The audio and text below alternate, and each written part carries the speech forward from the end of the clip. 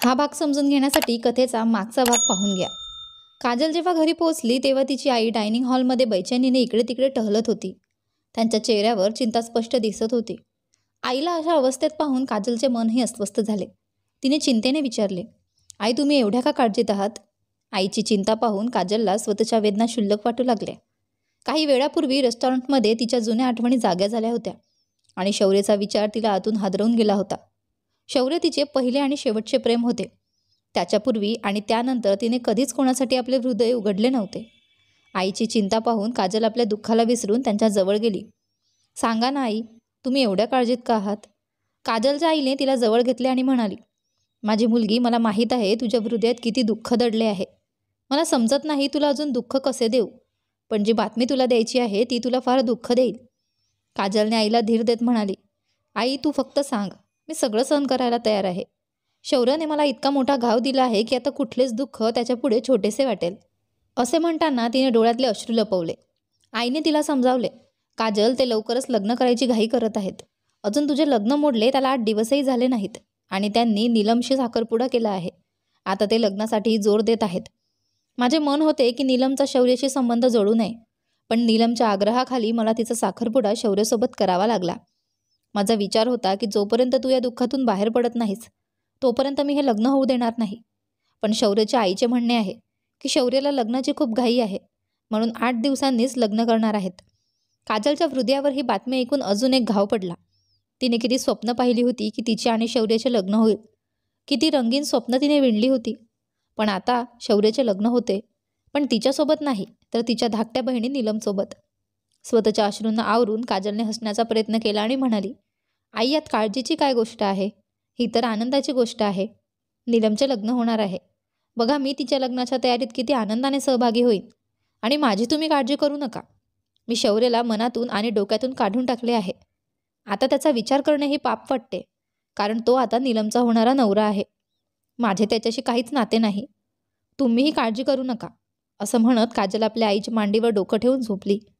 काजलची आई तिच्या डोक्यावर मायेने हात फिरवू लागली. त्यांना आपल्या मुलीचे दुःख समजत होते, पण त्या काहीच करू शकत नव्हत्या. हळूहळू नीलमच्या लग्नाच्या तयारीला सुरुवात झाली. शौर्याची इच्छा होती की तो नीलमशी लवकरात लवकर लग्न करेल. जरी त्याच्या मनात अजूनही काजल बसली होती. शौर्याला फक्त काजलला त्रास द्यायचा होता. त्याने आपला राग आणि नाराजी व्यक्त करत नीलमशी साखरपुडा केला होता, पण आता लग्न करून काजलला आणखी त्रास द्यायचा होता. काजलने शौर्याच्या सगळ्या आठवणी मनाच्या एका कोपऱ्यात दफन करून नीलमच्या लग्नाच्या तयारीत पूर्ण आनंदाने गुंतून गेली होती. पण नीलम तिला त्रास देण्याची एकही संधी सोडत नव्हती. ती टोमणे मारत म्हणायची, काजल तुझे आणि अमितचे काय सुरू आहे? मी तर म्हणते लवकरच त्याच्याशी साखरपुडा करून टाक, नाहीतर लोक बोलू लागतील. काजलने क्षणभर तिला पाहिले आणि कठोर आवाजात म्हणाली, तुला चांगलेच माहिती आहे की माझे अमितसोबत काहीही संबंध नाही आणि जर तू माझ्यासमोर पुन्हा त्याचे नाव घेतलेस तर. तिने रागाने बोट उगारले, पण नीलम हसत म्हणाली, काय करशील काजल? आता तुझ्याकडे आहेच काय? शौर्य आता माझा होणार आहे आणि तू काहीही करू शकणार नाहीस, समजलीस? नीलमच्या या शब्दांनी काजलला आणखी त्रास दिला आणि ती वेदनेने हादरून गेली. काजल थकून सोफ्यावर कोसळली. दुसरीकडे त्याच वेळी कबीर घरी आला आणि त्याने पाहिले की नैना आणि त्याची पुतणी सिमरन घरात आलेल्या होत्या. कबीरला त्याची प्रिय पुतणी सिमरनला पाहून खूप आनंद झाला. त्याने सिमरनला उचलून घेतले आणि म्हणाला, माझी गोड मुलगी कशी आहेस? पप्पांची आठवण येत नाही का? सिमरन निरागसतेने म्हणाली, आठवण येते पप्पांची, पण मम्मा म्हणते की अभ्यासाचे नुकसान होईल म्हणून येऊ देत नाहीत. नैनाला पाहून कबीरच्या डोळ्यात पाणी आले. त्याला माहिती होते की नैनाने लहान वयातच मोठे दुःख सहन केले आहे. तिचे ललितसोबत प्रेमविवाह झाला होता. दोघे खूप आनंदी होते. त्यांच्या लग्नानंतर सिमरनने त्यांच्या आयुष्यात आनंद आणला होता, पण एका अपघाताने ललित त्यांच्यापासून हिरावला गेला. नैना अजूनही या दुःखातून सावरू शकली नव्हती आणि ललितच्या आठवणींनी तिला वारंवार आतून तोडून टाकले होते. रात्रीच्या जेवणावर कबीरच्या आईने एक विषय काढला, ज्यावर कबीर नेहमी टाळाटाळ करत असे. त्यांनी म्हटले, कबीर शांतपणे विचार करून निर्णय घे. नैना लग्नासाठी तयार आहे, तिला काही हरकत नाही. कबीरने आश्चर्याने नैनाकडे पाहिले, जिने लगेच नजर चुकवली. कबीरने खोल श्वास घेतला आणि म्हणाला, आई मी आधीच माझा निर्णय सांगितला आहे. वहिनी तुम्ही कशा काय या निर्णयावर तयार झालात? मला यावर विश्वास बसत नाही.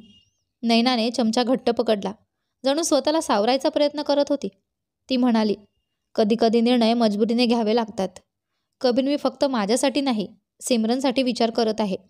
जेव्हापासून ललित नाही तेव्हापासून सिमरन तुला तिच्या पप्पांसारखे मानते. तिला तुझ्यासोबत शांत वाटते. ती तुला पप्पा म्हणते आणि मी तिला थांबवू शकत नाही. कारण तिला तुझ्याकडून मिळणारे पप्पांचे प्रेम मला काहीही करण्यापासून रोखते. जेव्हा आईने लग्नाचा उल्लेख केला तेव्हा माझ्या डोक्यात फक्त सिमरनचाच विचार आला. जर तिला तुझ्यासारख्या वडिलांचे प्रेम मिळू शकते तर त्यात वाईट काय आहे? कबीरने दुःखी आवाजात म्हटले. वहिनी, मी तुम्हाला कधीही चुकीच्या दृष्टीने पाहिले नाही. भैया गेल्यानंतरही तुम्ही माझ्यासाठी नेहमीच आदराच्या स्थानावर राहिलात. मी तुम्हाला नेहमी मोठ्या बहिणीप्रमाणेच पाहिले आहे. मी हा संबंध पती पत्नीच्या रूपात पुढे नेऊ शकत नाही. कबीरची आई दोघांचे संवाद ऐकत होती. त्यांनी म्हटले, कबीर, असे निर्णय घाईघाईत घेतले जात नाहीत. थोड्या शांत डोक्याने विचार करून बघ. नैनासमोर एक लांब कठीण आयुष्य आहे आणि सिमरनच्या आयुष्यातही अनेक प्रश्न आहेत. उद्या जर तुझे लग्न दुसऱ्या मुलीशी झाले तर ती सिमरनला तुझ्या आयुष्यातून काढून टाकणार नाही का? सध्या सिमरन तुला तिच्या पप्पांसारखे मानते. जेव्हा ती तुला पप्पा म्हणते तिच्या चेहऱ्यावरची ती निरागस हसू पाहून माझे हृदय तुटते. तू या निरागस मुलीच्या इच्छांना नाकारायला तयार आहेस का? कबीरने सिमरनकडे पाहिले, जी निरागसपणे खेळत होती. सिमरनने खरंच त्याला तिच्या पित्यासारखे स्वीकारले होते. ललित गेल्यानंतर सिमरनला समजले नव्हते की तिने आपले वडील गमावले आहेत. पण हळूहळू तिने सत्य स्वीकारले आणि आपले चुलते कबीरला पप्पा म्हणायला लागले. तिच्या त्या निरागसतेला आणि चेहऱ्यावरील आनंद पाहून कबीरचे मनही दुःखाने भरून आले. पण तो नैनाशी लग्नाचा निर्णय घेऊ शकत नव्हता. आपल्या हातात धरलेला चमचा प्लेटमध्ये ठेवून तो शांतपणे उठून आपल्या खोलीत गेला. नैना आणि त्याची आई त्याला जाताना पाहत होत्या, पण काहीच बोलू शकल्या नाहीत. आपल्या खोलीत जाऊन कबीर मनाने अस्वस्थ होता. दोन्ही हाताने डोकं धरून बसला होता. तो नैनाशी कसे लग्न करू शकेल? त्याला कळत नव्हते की आपल्या आईला हे कसं समजावून सांगायचं. त्याला वाटत होते की नैना कधीही या नात्यासाठी तयार होणार नाही. पण आज जेव्हा नैना स्वतः होऊन या नात्यासाठी होकार देत होती तेव्हा ही गोष्ट त्याला अंतर्मुख करत होती. त्याने डोळे मिटले तर त्याच्या डोळ्यांसमोर काजलचा चेहरा आला. त्या गोड मुलीने कधीपासून त्याच्या मनात स्थान निर्माण केले त्याला समजले नाही आणि कबीर तिला आपल्या आयुष्यात सामील करू इच्छित होता. पण आपल्या आईला काजलबद्दल सांगायच्या विचाराने तो घाबरला. कसाबसा स्वतःला सावरत त्याने झोपायचा प्रयत्न केला आणि काजलच्या विचारात हरवून तो झोपून गेला. सकाळी नाश्त्याच्या टेबलावर बसताच त्याच्या आईने पुन्हा तोच विषय काढला. आता तर त्याचे वडीलही आईशी बोलण्याची सहमत झाले होते, कारण त्यांनाही नैना आणि सिमरनच्या भविष्याची चिंता होती. कबीरने निराश होऊन म्हटले, पप्पा, तुम्हीही किमान तुम्ही तरी माझ्या बाजूने मम्माला समजवा की मी हे करू शकत नाही. का नाही करू शकत कबीर? यात चुकीचे काय आहे? त्याच्या आईने आशेने त्याच्याकडे पाहिले. नैना अजूनही तरुण आहे, सुंदर आहे आणि सगळ्यात महत्त्वाचं म्हणजे ती आपल्या घराची इज्जत आहे. जर घराची इज्जत घरातच राहिली तर त्यात काय वाईट आहे? कबीरने एक दीर्घ श्वास घेतला आणि अचानक काहीतरी असं बोलला ज्याने त्याचे पालक चकित झाले. आई, मी नैनाशी लग्न करू शकत नाही, कारण मी आधीच लग्न केले आहे. काही आठवड्यांपूर्वी मी एका मुलीशी मंदिरात लग्न केले आणि नंतर कोर्टात रजिस्टरही केले. कबीरच्या या शब्दांनी सगळे थक्क झाले. त्याच्या आईने आश्चर्याने विचारले, कबीर, तू इतकी मोठी गोष्ट आमच्यापासून कशी लपवलीस? आई, मला तेव्हा मजबुरी होती, कबीरने शांत आवाजात सांगितले. त्या मुलीशी लग्न करणे माझ्यासाठी आवश्यक होते. जर मी तिला नाकारले असते तर तिचे आयुष्य उद्ध्वस्त झाले असते. मी तुम्हाला सांगू इच्छित होतो, पण घाबरलो होतो आणि मध्येच तुम्ही नैना बहिणीशी माझ्या लग्नाबद्दल बोलायला सुरुवात केली. त्यामुळे मी तुम्हाला ही गोष्ट सांगू शकलो नाही. त्याचे वडील त्याच्याकडे नाराजीने आणि निराशेने पाहत होते. कबीर, तू हे सगळं इतक्या घाईत आणि अचानक कसं केलं? मला विश्वासच बसत नाही की तू इतका समजूतदार मुलगा अशी चूक कशी करू शकतोस. आज तू खरोखर माझे मन दुखावले आहेस. कबीरने आपली मजबुरी स्पष्ट करण्याचा प्रयत्न केला. पप्पा, त्या दिवशी परिस्थिती तशीच होती. मी एका गल्लीमधून जात होतो तेव्हा एका घरातून एका मुलीच्या ओरडण्याचा आवाज आला. आज जाऊन पाहिले तर काही मुलं तिची इज्जत लुटण्याचा प्रयत्न करत होती. मी त्यांना तिथून हाकलून दिले, पण ती मुलगी इतकी घाबरली होती की थरथरत होती. तिला सावरण्यासाठी मी तिच्या खांद्यावर हात ठेवला आणि ती माझ्या गळ्यात पडून रडू लागली. दुर्दैवाने त्याचवेळी तिच्या घरचे आत आले. तिचा मंगेतर, आई वडील आणि सासू सासरे सगळे तिथेच उभे होते. त्यांच्या नजरेत मी गुन्हेगार होतो. तिच्या मंगेतराने तिथेच तिला सोडून दिले आणि तिच्या घरचे माझ्या जीवावर आले. मग मी तिच्या मागेत सिंदूर भरून तिला माझी पत्नी मानली. कोर्टात जाऊन आम्ही लग्न केले.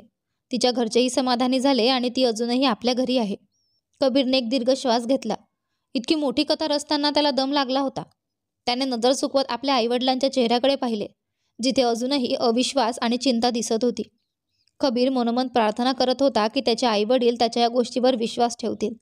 शेवटी त्याच्या आईने एक दीर्घ श्वास घेतला आणि म्हटले, कबीर, तू जे केलेस ते योग्य नव्हते, पण मी तुझी मजबुरी समजू शकते. मी नैनासाठी प्रार्थना करेन की तिचे भविष्य चांगले हो, पण आता तू लग्न केले आहेस तर ती मुलगी किती दिवस आपल्या घरी बसून राहील? मला तिचा पत्ता सांग. मी तिला आपल्या घरी आणेल. पूर्ण रीतिरिवाजांनी आपल्या घरात सून म्हणून आणेन. आई इतक्या लवकर मान्य झाल्यामुळे कबीर आश्चर्यचकित झाला. तरीही त्यांच्या डोळ्यांमध्ये हलकेसे दुःख होते. कदाचित यासाठी की नैना आता त्यांच्या घरची सून होणार नव्हती. नैना खरोखरच एक खूप चांगली मुलगी होती. तिने माझ्या आईवडिलांची खूप सेवा केली होती. पण मीही माझ्या मनाच्या हातात असहाय्य होतो. एकतर मला काजलवर प्रेम होते आणि दुसरं म्हणजे नैना वहिनीशी पती पत्नीच्या नात्याबद्दल विचार करणेही शक्य नव्हते. पण आता मी स्वतःच माझ्या खोट्या गोष्टीत अडकलो होतो. कबीर म्हणाला, आई इतकी घाई काय आहे? तुम्ही आधी नैना वहिनीसाठी योग्य जोडीदार शोधा. मी स्वतः नैना वहिनीसाठी चांगला मुलगा शोधेन, जो तिला आनंदी ठेवेल. आणि हो, सिमरन आपल्याकडेच राहील. मी वहिनीशी बोलून घेईल. आई वडील कबीरच्या या बोलण्यावर असंतुष्ट राहिले. कबीरच्या मनावरचा भार जरी उतरला असला तरी तो नैनाशी बोलायला उत्सुक होता. तो नैनाच्या खोलीत गेला. तिथे सिमरन खेळत होती. कबीरला पाहून नैना उठून बसली. कबीर, तू इथे? काही महत्त्वाचे काम होते का? नैना म्हणाली, हो वहिनी, तुम्हाला एक महत्त्वाची गोष्ट सांगायची आहे. खरं तर मी तुम्हाला हे सांगायला आलो होतो की मी तुमच्याशी लग्न करू शकत नाही. नैना म्हणाली, हो मला माहीत आहे आणि माझ्याकडून तुमच्यावर कोणताही दबाव नाही. हो वहिनी, खरं तर मी आईवडिलांना खोटे सांगितले आहे की मी आधीच लग्न केले आहे. त्यामुळे मी तुमच्याशी लग्न करू शकत नाही. कृपया माझ्या परिस्थितीला समजून घ्या. इट्स ओके कबीर, इतकं टेन्शन घेण्याची गरज नाही. नैना म्हणाली. कबीर काही वेळ तिच्या चेहऱ्याकडे पाहत राहिला आणि म्हणाला, वहिनी एक गोष्ट सांगू का? हां सांग. तुम्ही लग्न करा. सिमरनची काळजी करू नका. सिमरन माझी जबाबदारी आहे. ती मला पप्पा म्हणते, त्यामुळे ती माझ्यासाठी मुलीसारखीच आहे. पण तुम्ही या प्रकारे एकटं कसं आयुष्य घालवाल? नैनाच्या डोळ्यात अश्रू आले. कबीर, हे खूप अवघड आहे. काहीही अवघड नाही वहिनी. मी मान्य करतो की तुम्ही ललित भैयांवर खूप प्रेम करत होता. पण आता भैया या जगात नाहीत आणि तुम्ही स्वतःला सतत यातना देत राहून किती दिवस तग धराल? कृपया लग्नासाठी होकार द्या. जर तुमच्या मनात माझ्याविषयी थोडाही आदर आणि प्रेम असेल तर कृपया माझे म्हणणे नका नाकारू. तुम्हाला सुखी पाहून आईवडीलही शांत होतील. कबीरच्या खूप आग्रहावर नैनाने लग्नासाठी होकार दिला. कबीरने सुटकेचा श्वास घेतला. इकडे हळूहळू शौर्य आणि नीलमच्या लग्नाचा दिवसही आला. शौर्याची बेचैनी काही केल्या कमी होत नव्हती, पण तो स्वतःला सावरण्याचा आटोकाट प्रयत्न करत होता. काजलने लग्नात खूप सहभाग घेतला, पण ती शौर्याच्या समोर कमीच आली. नीलमला निरोप देताना शौर्याच्या डोळ्यांना फक्त काजलच दिसत होती, पण ती कुठेच दिसली नाही. नीलमला निरोप देऊन तो तिला घरी घेऊन आला. काही विधींनंतर नीलमला तिच्या खोलीत पोहोचवण्यात आले. नीलम सुहागरात्रीच्या सज्ज केलेल्या खोलीत आपल्या हृदयाच्या धडधडण्याला ऐकत होती, जे तिच्या छातीमध्ये गोंधळ माजवत होते. तिला जिंकण्याचा आनंद होत होता. शेवटी शौर्य तिचा झाला होता. थोड्या वेळाने शौर्य खोलीत आला, पण त्याच्या चेहऱ्यावर दुःख आणि रागाचे भाव होते. नीलमला याची पर्वा नव्हती. तिला फक्त एवढेच माहीत होते की शौर्य आता तिचा आहे. शौर्य तिच्या समोर उभा होता. नीलमने डोळे वर केले. काय झाले शौर्य? तुम्ही असं का पाहताय? ती प्रेमळ शब्दात म्हणाली, बघतोय की तू काजलची बहीण आहेस, पण तुझ्यात तिच्यासारखे काहीच नाही. ती कशी सुंदर, मखमलीसारखी, आणि तू कशी साधी, सावळी की मेकअप करूनही सुंदर दिसू शकत नाहीस. शौर्याच्या या शब्दांवर नीलमचा चेहरा फिका पडला. तिच्या डोळ्यात अश्रू दाटून आले. शौर्य, तुम्ही माझा अपमान करता आहात का? नीलमच्या या शब्दांवर शौर्य जोरात हसू लागला आणि हसतच राहिला. अपमान? आज माझाच अपमान झाला आहे, तुझ्यासारख्या साध्या चेहऱ्याच्या मुलीला माझ्या सगळ्या मित्रांसमोर ओळख करून देताना. मी वेडा होतो, जो राग आणि द्वेषाच्या भरात तुझ्याशी लग्न केले. आता जेव्हा राग शांत झाला तेव्हा मला माझी चूक समजते आहे. शौर्य प्लीज, तुम्ही मला आधीपासूनच ओळखत होता ना? नीलमच्या डोळ्यात अश्रू होते. त्याने दुःख भरल्या आवाजात विचारले, माझे हे सावळे रूप तुला आधी का दिसले नाही शौर्य? कारण माझ्या डोळ्यांवर फक्त बदल्याचा पट्टा बांधलेला होता. मला फक्त काजलचा बदला घ्यायचा होता, कारण तिने मला फसवले होते. शौर्याच्या डोळ्यात वेडसरपणा झळकू लागला. त्याने नीलमला खांद्यांपासून धरून झंझोडले आणि म्हणाला, तू माझी बायको असू शकतेस, माझ्या बिछाण्यापर्यंत पोचली आहेस, पण माझ्या मनापर्यंत कधीच पोहोचू शकणार नाहीस. माझे हृदय कालही काजलचे होते, आजही आहे आणि कायम तिचेच राहील. शौर्याच्या या शब्दांनी नीलमचे मन तुटले. पहिल्यांदाच तिने शौर्याचे खरे रूप पाहिले, पण स्वतःला सावरत ती म्हणाली, शौर्य, मी तुमच्यावर प्रेम करते. शौर्य संतापला. कसले प्रेम? प्रेमाचे काही अस्तित्वच नाही, आणि जर आहे सुद्धा तर ते तुझ्यावर कधीच होऊ शकत नाही. तुझ्यासारख्या मुलीला मी माझ्या घरात कामासाठी ठेवले नसते. हे म्हणत तो बाथरूमकडे वळला. जाताना थांबून तो म्हणाला, आणि हो, हा मेकअप काढून टाक. तुला पाहूनच मला घृणा वाटते. अजून जास्त भीतीदायक दिसत आहेस. हे म्हणत तो बाथरूममध्ये गेला आणि नीलम तिथेच फुटून फुटून रडू लागली. तिने आजच्या रात्रीसाठी किती स्वप्न पाहिली होती, पण सगळीची सगळी चूर झाली. तिने काजलचे नशीब आपल्यावर लादण्याचा प्रयत्न केला होता, पण बदल्यात तिला काय मिळाले? फक्त दुःख आणि अश्रू. दरम्यान बाथरूममध्ये शौर्य थंड पाण्याखाली उभा होता. त्याचे हृदय अजूनही काजलसाठी तडफडत होते. त्याने स्वतःशी एक वचन दिले, काजल, तू फक्त माझी आहेस आणि कायम माझीच राहशील. मी तुला मिळवूनच राहील. शौर्यवर वेडाचे भूत चढला होता. तो स्वतःचे केस ओढत होता. या दरम्यान कबीरही आपल्या खोट्यात अडकला होता. जेव्हा त्याच्या आईला समजले की कबीरने लग्न केले आहे, त्यांनी नैनासोबतच्या त्याच्या लग्नाचा विचार सोडून दिला. पण आता त्या अनोळखी मुलीबद्दल जाणून घ्यायला उत्सुक होत्या. कबीर वारंवार टाळाटाळ करत राहिला, पण त्याच्या आईचे प्रश्न वाढतच होते. अखेर एका दिवशी आईने त्याला कोंडीत पकडले. कबीर, मला सांग, असं का वाटते की तू खोटं बोलतो आहेस? कबीर गोंधळला. आई, मी खरं सांगतोय. 2 दिवसात मी तुम्हाला त्या मुलीचा पत्ता सांगतो. आधी तिच्याशी बोलू तरी दे. कबीरने या अडचणीवरून सुटण्यासाठी काजलशी संपर्क साधण्याचा प्रयत्न घेतला, पण फक्त मोनिकाच्या माध्यमातूनच तो काजलपर्यंत पोहोचू शकत होता. त्याने आपले मित्र आकाशशी बोलला. त्याला सगळी कहाणी सांगितली. आकाशने हसत त्याच्या पाठीवर हलकं थोपटले. यार, तू तर फारच चतुर आहेस. पण लक्षात ठेव, प्रेमात फसलेली मुलगी आहे काजल. तिचा विश्वास मिळवणे अवघड असेल. कबीरने खोल श्वास घेतला. आधी काजलशी भेटू तर दे, मग पुढचं पाहू. आकाशने लगेच मोनिकाला फोन लावला आणि जेव्हा मोनिकाला सत्य समजले, ती आनंदाने उडाली. तिने लगेच काजलचा नंबर कबीरला पाठवला. त्या रात्री कबीरने काजलला फोन केला. अनोळखी नंबर पाहून काजल थोडी चकित झाली, पण तिच्या मनात हलकासा प्रश्नही आला. हा कोण असावा? दुसऱ्या कॉलवर तिने संकोचात हॅलो म्हटले. फोनच्या दुसऱ्या बाजूला कबीरचा आवाज आला. हॅलो, मी कबीर बोलतोय.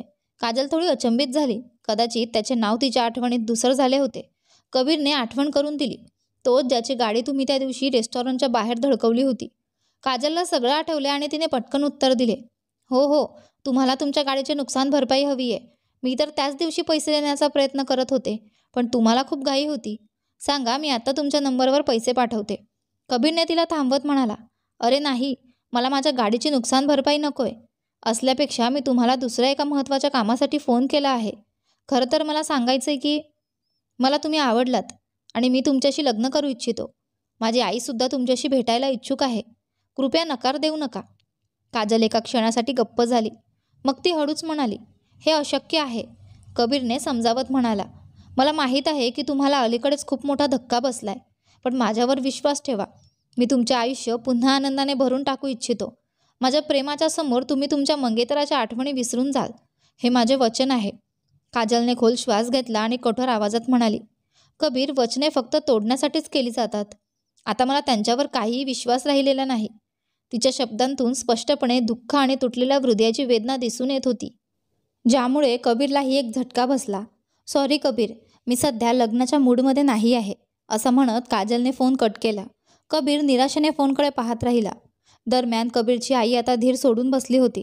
कबीर वारंवार टाळाटाळ करत राहिला. तेव्हा त्यांनी थेट आकाशला फोन केला. त्यांना खात्री होती की आकाशला त्या मुलीचा पत्ता माहीत असेल. त्यांनी सांगितले, आकाश, कबीर ज्या मुलीला पसंत करतो तिचा पत्ता मला हवाय. मी तिला माझी सून बनवू इच्छिते. आकाशने विचार न करता काजलचा नंबर आणि पत्ता कबीरच्या आईला दिला.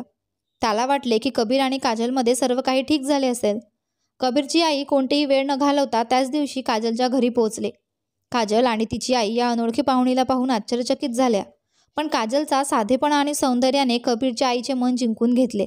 त्यांना काजल ही सुंदर, निष्पाप, जणू पांढऱ्या मेणाच्या बाहुलीसारखी वाटली, जी त्यांना खूप आवडली. त्यांनी काजलच्या कपड्यावर चुंबन घेत म्हटले, तू अगदी माझ्या पसंतीनुसार आहेस. काजल आणि तिची आई काहीच समजू शकल्या नाहीत की ही स्त्री कोण आहे. तेव्हाच कबीरच्या आईने सांगितले, मी कबीरच्या लग्नाचा प्रस्ताव आणला आहे. मला मान्य आहे की माझ्या मुलाने थोडी घाई केली, पण त्याचा हेतू प्रामाणिक आहे. वरचा जे करतो ते चांगल्यासाठीच असते. शेवटी कशाने हातात हात धरून देवाने ही जोडी जुळवली. काहीही झाली तरी तो एक अपघात होता, पण आता मी त्या अपघाताला सत्यात रूपांतरित करू इच्छिते. त्या दिवशी माझ्या मुलाने जे काही केले ते आपल्या मुलीची इज्जत वाचवण्यासाठी केले, पण गैरसमजामुळे त्याला याच्यावर लग्न करावे लागले आणि या प्रकारे मला इतकी प्रिय सून मिळाली. अशा शब्दात त्यांनी आपल्या गळ्यातील खानदानी हार काजलच्या गळ्यात घालून दिला. काजल आणि तिची आई आश्चर्याने एकमेकांकडे पाहू लागल्या. त्यांना काहीच समजत नव्हते की हे लग्न अपघात की मजबुरी. काजलच्या आईने हळूच विचारले, पण ताईजी, तुम्ही कोण आहात? आमच्या माहितीचा तक्ता नाही. कबीरची आई हसत म्हणाली, अरे तुम्ही मला ओळखत नाही, पण काजल मला ओळखते. तिने तुम्हाला सांगितले नाही का? मग त्या थांबल्या नाहीत. ठीक आहे, या गोष्टींना विसरा. मी माझ्या सुनेला लवकरात लवकर आपल्यासोबत घेऊन जाण्यासाठी इच्छिते. तुम्ही सांगा लग्नाची तारीख कधी ठरवू? काजलच्या आईने असंयमित स्वरात उत्तर दिले. ताईजी, मला तुम्हाला स्पष्ट करायला आवडेल की माझ्या मुलीचा काही काळापूर्वी साखरपुडा झाला होता, पण नंतर ते नाते तुटले. त्याशिवाय जर तुम्ही तुमच्या मुलाचा प्रस्ताव माझ्या मुलीसाठी आणला आहे आणि जर माझी मुलगीही या नात्यावर सहमत असेल, तर मी तिच्या आनंदासाठी या नात्यावर पूर्णपणे समाधानी होईल. आधी मी तुमच्या मुलाबद्दल माहिती घेईन, त्यानंतरच हे नाते पक्के करीन. काजलच्या आईने लग्नाच्या बाबतीत काजलला समजावण्याचा प्रयत्न केला, पण काजलने तिला नकार द्यायचा विचार केला. तिच्या आईने तिला इशाऱ्याने शांत केले आणि कबीरच्या आईला दिलेला हार आपल्या हाताने काढून पुन्हा कबीरच्या आईला देऊन म्हटले, माफ करा ताईजी.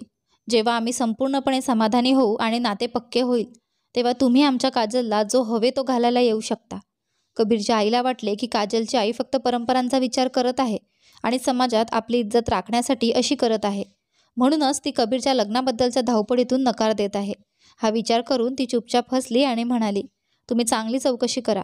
आम्ही फक्त आमच्या सुनेला लवकरात लवकर आपल्या घरात घेऊन जाण्याची इच्छा व्यक्त करतो. हे म्हणतच ती तिथून निघून गेली. त्यांच्या जाण्यानंतर काजलने आपल्या आईला स्पष्टपणे सांगितले, आई मी लग्नासाठी तयार नाही. तिच्या आईने तिला समजावताना म्हटले, काजल मला कबीरच्या आईच्या गोष्टींमुळे असे वाटते की त्याचा मुलगा तुझ्यावर खूप प्रेम करतो आणि लग्न करायला इच्छुक आहे. कृपया लग्न कर. तुझे लग्न झाले की माझ्या सगळ्या चिंता संपतील. केवळ काही दिवसात काजलच्या आईने कबीरच्या बाबतीत चांगली चौकशी केली. कबीरबद्दल माहिती मिळवल्यावर त्यांना समाधान मिळाले आणि त्यांनी काजलला समजावताना म्हटले, काजल तुला माहीत नाही, तू किती भाग्यशाली आहेस की तुझ्या दारावर पुन्हा एकदा आनंदाची गोडी येत आहे. याला स्वीकार बेटा. काजलने भारी मनाने उत्तर दिले, आई मी दुसऱ्याबद्दल विचार करू शकत नाही. मनाचे काय करायचे? तिच्या आईने प्रेमाने तिला समजावताना सांगितले, बेटा लग्नानंतर तू बघ, तुझे मन आपोआपच कबीरच्या प्रेमाने भरून जाईल. तो एक चांगला माणूस आहे आणि मला पूर्ण विश्वास आहे की तो तुला पूर्ण सत्य माहीत असूनही स्वीकारला तयार आहे. असे लोक फक्त भाग्यवानांनाच मिळतात. तिच्या आईने तिच्या माथ्यावर प्रेमाने चुंबले आणि काजलने आपल्या आईच्या आनंदासाठी या नात्यावर होकार दिला. जेव्हा कबीरच्या आईला याची माहिती झाली तेव्हा तिच्या आनंदाला पारावार उरला नाही. तिने तात्काळ ही बातमी कबीरपर्यंत पोहोचवली. कबीर तर आश्चर्यचकित झाला. हे सर्व काही त्याची एक चाल होती आणि आता ती सत्यात परिवर्तित झाली होती. मजबुरीने त्याने आपल्या आईला संपूर्ण सत्य सांगितले. त्याची आई आधी रागाने भरलेली होती, पण नंतर तिने सांगितले, तू खोटे बोलला हे चांगले नाही केलेस, पण मी तुला माफ करते, कारण ती मुलगी मला खूप आवडली आहे. कबीरच्या मनावर एक भार कमी झाला आणि लवकरच दोघांचे लग्न ठरले. जेव्हा ही बातमी शौर्यपर्यंत पोहोचली तेव्हा तो वेड्यासारखा झाला. त्याच्या डोळ्यात उन्माद आणि चेहऱ्यावर रागाची लाट होती. ड्रेसिंग टेबलावर ठेवलेले सामान तो उचलून फेकत होता. नीलम घाबरत जवळ आली आणि म्हणाली, शौर्य तू सर्व काही का बिघडवत आहेस? शौर्य रागाने ओरडला, शटअप, जस्ट शटअप. हे सर्व तुझ्या वशामुळे होत आहे. जर तू माझ्या जीवनात आली नसती तर आज काजल दुसऱ्या कोणाची असतीच नसती. नीलमने आपली बाजू मांडण्याचा प्रयत्न केला. काजल खूप आधीच कोणाची झाली होती, पण तू या गोष्टी मान्य करण्यास तयार नाहीस. हे ऐकून शौर्यने नीलमला केसांपासून पकडले आणि म्हणाला, तुझ्या जिभेला लगाम दे. काजलबद्दल एकही चुकीचा शब्द बोलू नको, अन्यथा. त्याने तिला ढकलले आणि ती बेडवर पडली. नीलम भयाने कापली. शौर्याचा उन्माद आता धोकादायक स्वरूप घेत होता. उलट काजलने देखील कबीरला फोन केला. कबीरचे फोन उचलताच तिने थेट प्रश्न केला, तुम्ही सर्व काही जाणून माझ्याशी लग्न का करू इच्छित आहात? जरी तुम्हाला चांगले माहीत आहे की मी अजूनही आपल्या मंगेतर शौर्यला विसरलेली नाही, माझ्या मनावर त्याचेच राज्य आहे, तर मी तुमच्यासाठी कशी माझ्या मनाचे दरवाजे उघडू? दुसऱ्या बाजूला कबीर शांत होता. जणू या प्रश्नाचे उत्तर त्याच्याजवळ नव्हते. काजलचा नंबर मोबाईल स्क्रीनवर पाहून कबीरचे हृदय आनंदाने धडधडले. पण जेव्हा त्याने काजलच्या गोष्टी ऐकल्या तेव्हा त्याच्या हृदयाची आशा मंदावली. काजलने थेट म्हटले, मी तुम्हाला कोणत्याही फसवणुकीत ठेवू इच्छित नाही. अजून तुमच्याकडे वेळ आहे. तुम्ही या लग्नातून नकार देऊ शकता. तुमच्या आईला समजावण्याचा प्रयत्न करा. हे संपूर्ण आयुष्याचे प्रकरण आहे आणि मी जबरदस्तीच्या बाजूने नाही. हे बोलून तिने उत्तराची वाट न पाहता फोन बंद केला. कबीर गुमसुम मोबाईल कानाला लावून तिच्या शेवटच्या शब्दांना वारंवार पुन्हा पुन्हा उच्चारत राहिला, मी जबरदस्तीच्या बाजूने नाही. तर ती अजूनही शौर्यवर प्रेम करत आहे का, जो तिला सोडून किती काळापासून आपल्या जीवनात पुढे वाढलेला आहे? पण त्याने आपल्या आईला नकार देऊ शकला नाही. एकतर त्याची आई या लग्नासाठी आनंदी होती आणि दुसरे त्याच्या हृदयात काजलचे प्रेम खोलवर बसले होते. तो तिला मिळवण्याचा आणि स्वीकारण्याचा स्वप्न पाहत होता. या दरम्यान नयनासाठी एक नवा नातेन मिळाले होते. तो कबीरचा एक जुना मित्र होता. कबीरला एक प्रकारचा आराम वाटला आणि नयनाचे लग्न आनंदाने पार पडले. आता ती आपल्या जीवनसाथीबरोबर आनंदाने राहू लागली होती आणि कबीर आपल्या वहिनीच्या सुखद चेहऱ्याकडे पाहून संतुष्ट होता. सिमरनला त्याने नयनाबरोबर जाण्याची परवानगी दिली नव्हती. नयना कधी कधी सिमरनच्या भेटीला येत होती. त्यानंतर तो दिवस आला ज्याची कबीर आणि त्याच्या कुटुंबाला वाट पाहिली होती. कबीर आणि काजलचे लग्न. या लग्नाबद्दल सर्वात जास्त आनंद नीलमला होता. नीलमला हवे होते की काजलचे लग्न लवकर व्हावे, ज्यामुळे शौर्य तिला विसरेल आणि ती त्याच्याबरोबर नवीन जीवन सुरू करेल. पण शौर्य अद्याप नीलमला स्वीकारण्याच्या जिद्दीत होता, तर नीलम त्याच्या संगतीसाठी तडफडत होती. रात्री आपल्या भावनांच्या हाताखाली मजबूर होऊन जेव्हा नीलम शौर्याच्या बाहूंमध्ये जाण्याचा प्रयत्न करत होती, तेव्हा शौर्य तिला स्वतःपासून दूर ढकलत होता आणि नीलम तिच्या तडपणाऱ्या भावनांना थंड पाण्यात जाऊन थांबवत होती. फेऱ्यांच्या वेळेस काजलचा घरात कुठेही ठाव नव्हता. प्रत्येक ठिकाणी कानाफुसी सुरू झाली होती. नीलमचे हाल असे होते जसे कलेच्या तोंडाला आला असेल. तिला विश्वासच बसत नव्हता. तिला खात्री होती की शौर्यनेच काजलला गायब केले आहे, पण ती कोणालाही काही सांगू शकत नव्हती. दुसरीकडे कबीरचा राग वाढत चालला होता. काजलची आई रडत रडत असहाय्य झालेली होती आणि तिचे पिता डोकं झुकवून एका कोपऱ्यात शांत बसले होते. लोक चर्चा करत होते. मुलगी आपल्या आशिकसोबत पळून गेली असेल. आधीही तिची एंगेजमेंट यानेच तुटली होती. कॅरेक्टर खराब आहे मुलीचे. त्यानंतर कबीर तिथे आला आणि गर्जना करत बोलला, शटअप. खबरदार कुणी माझ्या होणाऱ्या बायकोबद्दल एक शब्दही बोलला तर जीभ ओढून घेईल सर्वांची. त्याच्या दहाडने सर्वजण चकित झाले. काजलच्या आईला एकदम हिंमत मिळाली. ती कबीरच्या जवळ गेली आणि म्हणाली, कबीर बेटा, माझी मुलगी निरपराध आहे. तिला आधीच फसवण्यात आले होते आणि आजही फसवले जात आहे. कृपया माझी मुलगी शोधा. कबीरने त्यांचे हात जोडलेले हात पकडले आणि म्हणाला, चिंता करू नका आंटी, काजल माझी जबाबदारी आहे. मी तिला शोधून काढेल. कबीरने मित्रांची मदत घेऊन काजलचा मोबाईल ट्रेस करायला सुरुवात केली. दुसरीकडे काजलच्या डोळ्यांवरील पट्टी हटवण्यात आल्यावर समोर उभ्या असलेल्या व्यक्तीला पाहून ती चकित झाली. तू तू मला किडनॅप केले? तिला विश्वासच बसत नव्हता. समोर शौर्य उभा होता आणि त्याने बेफिक्रीने उत्तर दिले, हो, मीच तुला किडनॅप केले. काजलने त्या रागाने पाहत म्हटले, तू इतका नीच होऊ शकतोस असा मी विचार केला नव्हता. शौर्य हसत बोलला, प्रेम आणि युद्धात सर्व काही जायज असते. माझी जान, तुझ्यावर माझा हक्क आहे, त्यामुळे तू फक्त माझीच असशील, कोणाची दुसऱ्याची असू शकत नाहीस. हे बोलताना त्याने फोन काढला आणि पंडितजींना बोलावण्यासाठी आपल्या मित्राला कॉल केला. आता आणि याच वेळी फार्म हाऊसवर पंडितजींना आणा. काजलने रागाने ओरडून सांगितले, तू पागल झाला आहेस? तू विवाहित आहेस. तुझी एक पत्नी आहे आणि तू दुसरे लग्न करू शकत नाहीस. शौर्यने तिच्या बोलण्याचा नकार देत सांगितले, का नाही करू शकत? नक्कीच करू शकतो. मला दुसरे लग्न करण्यापासून कोणीही थांबवू शकत नाही, ना तू ना तुझा कायदा. हे सांगून शौर्यने काजलचे हात धरले. तू असं काही करणार नाहीस, असं म्हणत शौर्यने काजलला सावध केले. जो काही मी म्हणतोय चुपचाप मानून चालेल. काजलने रागात उत्तर दिले, माझ्यापासून दूर हटा. तिने रागाने आपले हात झटकले. मी तुमच्यासमोर मरूनही लग्न करणार नाही, समजले? शौर्य अचानक तिच्या जवळ आला. तिला कमरेने पकडून आपल्या जवळ खेचताना म्हणाला, तुझी बहीण नीलम काही खास नाही. ती माझ्या हृदयाला अजिबात आवडत नाही. मी तिला तिरस्कार आणि बदला घेण्याच्या आगीत लग्न केले आणि आजपर्यंत मी तिच्यासोबत सुहागरातही साजरी केलेली नाही. सुहागरात साजरी करण्याचे स्वप्न फक्त तुझ्यासोबत आहे आणि ते मी पूर्ण करूनच राहीन. काजलने त्याला रागाने पाहून उत्तर दिले, तू खूप घटिया माणूस आहेस. तू तर कोणाच्या तिरस्काराच्या लायकसुद्धा नाहीस.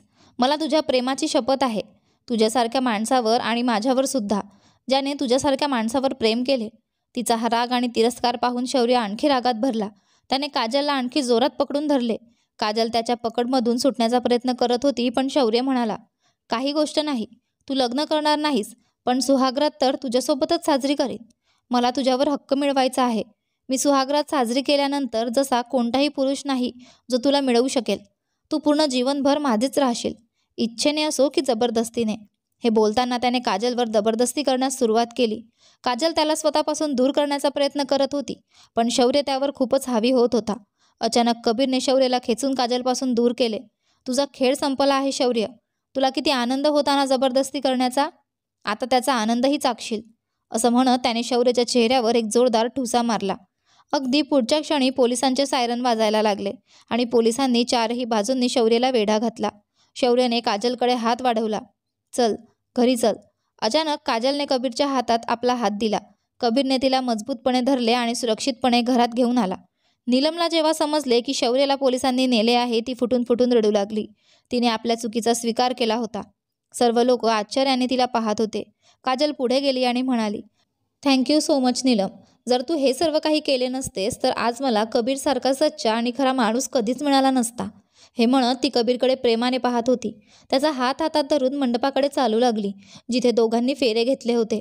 त्यानंतर कबीरने तिला विदा करून आपल्या घरात आणले, जिथे तिचे जोरदार स्वागत करण्यात आले. थोड्या वेळाने तिला कबीरच्या खोलीत नेण्यात आले. काजलच्या हृदयाची धडधड वेगाने वाढत होती. जेव्हा कबीर खोलीत आला तेव्हा त्याने एक क्षणासाठी आपल्या प्रेमाला आपल्या पलंगावर पाहून आनंदाने चमकला. ती खूप सुंदर दिसत होती, पण तिच्या हृदयात कदाचित कोणी दुसरा होता. त्याला कळाले होते की काजलच्या मनात त्याच्यासाठी काही भावना नव्हत्या. तिने तर सर्व काही आधीच सांगितले होते. तो हळूच तिच्या समोर शेरवानी काढून हलकेच उभा राहिला. त्याने विचारले, आपण चेंज करून फ्रेश होऊ शकता. तुम्ही थकले असाल. काजलने विचारले, तुम्ही माझ्यावर नाराज आहात का? कबीरने उत्तर दिले, नाही, मी नाराज नाही. पण त्याचे वर्तन सांगत होते की कदाचित त्याला त्या दिवशी फोनवर झालेल्या गोष्टींचा राग होता. कबीर आता बेडवर बसला होता आणि आपल्या मोबाईलमध्ये व्यस्त झाला होता. काजलला सहज चुपचाप बसलेले पाहून कबीरने म्हटले, तुम्ही काळजी करू नका. तुमच्याप्रमाणे मीही जबरदस्तीवर विश्वास ठेवत नाही. तुम्हाला इथे कोणत्याही प्रकारचा त्रास होणार नाही. मला महिलांची इज्जत करायला शिकवले आहे. मी तुमच्या मर्जीच्या विरुद्ध कधीही तुमच्यासोबत कोणताही संबंध तयार करणार नाही. हे ऐकून काजल चुपचाप उठून बाथरूममध्ये गेली आणि एक साधा सूट घालून बाहेर आली. कबीर सोफ्यावर झोपला होता. जेव्हा काजलने कबीरला सोफ्यावर झोपलेले पाहिले तेव्हा तिच्या हृदयात काहीतरी झाले. शौर्याच्या प्रेमाचे भूत तिच्या मनातून त्या क्षणी निघून गेले होते, जेव्हा शौर्याने तिच्यासोबत जबरदस्ती करण्याचा प्रयत्न केला होता. तिच्या हृदयात कबीरच्या प्रती आदर खूप वाढला होता. म्हणून ती बेडवर जाण्याऐवजी चुपचाप कबीरच्या जवळ बसली. काजलला आपल्या जवळ बसताना पाहून कबीर एकदम उठून बसला आणि म्हणाला, काजल, तुम्ही तिथे बेडवर झोपा, मी इथे सोफ्यावर झोपेन. पण लगेचच काजलने कबीरचा हात धरला. तिला माहिती होते की या रात्रीसाठी कबीरने खूप स्वप्न सजवले असतील. प्रत्येक मुलगा आणि मुलगी आपापल्या स्वप्नांसह या रात्रीची वाट पाहतात आणि ती कबीरच्या स्वप्नांना तोडू इच्छित नव्हती. काजलने म्हटले, कबीर, मी तुमच्यावर प्रेमाचा दावा करत नाही, पण माझ्या मनात तुमच्यासाठी खूप आदर आहे. मी तुम्हाला वचन देते की मी संपूर्ण आयुष्य तुमच्याशी वफादार राहीन. कबीरचे हृदय वेगाने धडधडू लागले. काजलच्या इतक्या छोट्या संगतीवरच त्याचे हृदय धडधडू लागले होते. त्याच्या डोळ्यांमध्ये चमक वाढली होती. त्याला काजलवर विश्वास होता की ही मुलगी खोटी नाही. काजलच्या हातांना हळूच पकडत कबीरने म्हटले, काजल, मी एक माणूस आहे ज्याच्या छातीमध्ये एक हृदय आहे आणि त्यात भरपूर भावना भरलेली आहे. माझ्या इतक्या जवळ येऊ नका, कारण मी स्वतःला सांभाळू शकणार नाही. कबीरचा आवाज गडगडू लागला होता. तो बेचैन होता की काश या नाजूक मुलीला आपल्या बाहूंमध्ये समेटू शकला असता, तिच्या नाजूक ओठांचा रस चोरू शकला असता. त्याने लवकरच काजलकडून नजरेला वळवले, कारण त्याला या कमकुवत क्षणात बहकू इच्छित नव्हते. आकस्मिकपणे काजलने कबीरच्या छातीवर आपले डोके ठेवले आणि म्हणाली, तर स्वतःला सांभाळू नकोस कबीर. आजच्या रात्री स्वतःला सांभाळायचे नाही. स्वतःला भेकू दे कबीर आणि मला आपल्या बाहूंमध्ये समेटून घे. तुम्ही तुमचा हक्क वसूल करू शकता. माझ्याकडून तुम्हाला परवानगी आहे. मी तुमच्या स्वप्नांना तोडू इच्छित नाही. काजलच्या या वाक्यामुळे कबीरच्या धडधडण्या वेगाने वाढल्या. लगेचच कबीरने त्या नाजूक मुलीला आपल्या बाहूंमध्ये समेटून घेतले. कबीरच्या बाहूंचा घेरा काजलच्या कमरेवर होता, त्यामुळे काजलची धडकन देखील वाढली. दोघांचे श्वास एकत्र झाले. पुढील क्षणात कबीरने काजलला आपल्या बाहूंमध्ये उचलून बेडवर ठेवले. काजलने आनंदाने आपलं सर्वस्व कबीरच्या हवाले केले आणि कबीर काजलच्या संगतीत मदहोश झाला. कबीरच्या संगतीत काजलचे हृदय त्याच्या प्रेमाने भरून गेले. तिथे शौर्याचे नाव आणि निशाणही नव्हते. तिने डोळे मिटून आपले डोकं कबीरच्या छातीवर ठेवले आणि स्वतःशी वचन घेतले, कबीर, मी कायम तुमचीच राहीन. आता दोघे एकमेकांच्या संगतीत स्वर्गाचा अनुभव घेत होते. दोघांच्या नव्या जीवनाचा आरंभ झाला होता आणि हळूहळू काजल कबीरच्या प्रेमात पकडली गेली. आता तिच्याशिवाय तिला शांतता मिळत नव्हती. कबीर ऑफिसमध्ये असताना काजल दिवसभर अनेक वेळा त्याला फोन करत होती. कबीर मनात हसत असे आणि लवकरात लवकर घरी येण्याचा प्रयत्न करत असे. एक दिवस तिला नीलमचा कॉल आला. रातोरात्र तिचे वाईट हाल झाले होते. काजल, मी तुझ्यासोबत चुकीचे केले. तुझ्या नशिबाला मी आपल्या नशिबात सामावून घेतले, पण मी विसरले होते की माझ्या नशिबाचे लेखन कुठेही जाणार नाही. मी शौर्याला मिळवले, पण त्याचे प्रेम मिळवू शकले नाही. मी त्याची पत्नी आहे. तो किती काळ माझ्यापासून दूर राहू शकतो? भावनांच्या हाती बहकून त्याने माझ्यासोबत शारीरिक संबंध निर्माण केले, पण तो अजूनपर्यंत मला प्रेमाने स्वीकारू शकलेला नाही. मी तिळतिळ मरते आहे काजल, मला माफ कर. कदाचित याने माझ्या हृदयाला शांती मिळेल. हे म्हणत नीलमने फोन कट केला. काजलने उत्तर दिले, नीलम, मी तुला कधीच माफ केले आहे. फक्त देवाकडे तुमच्या केलेल्या गोष्टींची माफी मागा. तिच्या हृदयात शांती होती की ती शौर्यासारख्या व्यक्तीपासून वाचली आहे आणि तिच्या जीवनात कबीर आला आहे, ज्याच्यावर ती हृदय आणि आत्मा दोन्हीने प्रेम करू लागली आहे. एक दिवस जेव्हा कबीर थोडा उशिरा आला तेव्हा काजलने रडून संपूर्ण घर उचलून टाकले. त्याचा फोनही लागत नव्हता, त्यामुळे ती आणखीनच चिंतेत झाली होती. जेव्हा कबीर घरात आला तेव्हा ती धावून त्याच्या छातीला लागली. तिने आपल्या नाजूक हाताने त्याच्या छातीवर मुक्का मारत म्हटले, "तू खूप वाईट आहेस कबीर. तुला माझा एकही विचार नाही. मी किती चिंतेत होते." तिथे ड्रॉइंग रूममध्ये कबीरचे आईवडील आणि कबीरची बहीण कोमल उभी होती आणि मनात हसत हे सर्व पाहत होते. जेव्हा काजलला सर्वांच्या उपस्थितीचा अंदाज आला तेव्हा ती लगेच कबीरपासून दूर झाली. पण पुढील क्षणात कबीरने तिला आपल्या जवळ खेचले आणि ड्रॉइंग रूममध्ये उपस्थित सर्व लोकांनी एक जोरदार हशा उडवला. पण काजल लाजत आपल्या खोलीत पळून गेली. आज कबीरच्या हृदयाला शांती होती की काजल फक्त आणि फक्त त्याच्यावर प्रेम करते. तिने सिमरनला देखील एक आईसारखे प्रेम दिले होते, कारण जेव्हा तिला कबीरवर प्रेम होते तेव्हा कबीरशी संबंधित प्रत्येक गोष्ट तिला तितकीच प्रिय होती, जसे कबीर तिला आपल्या जीवापेक्षा प्रिय होता.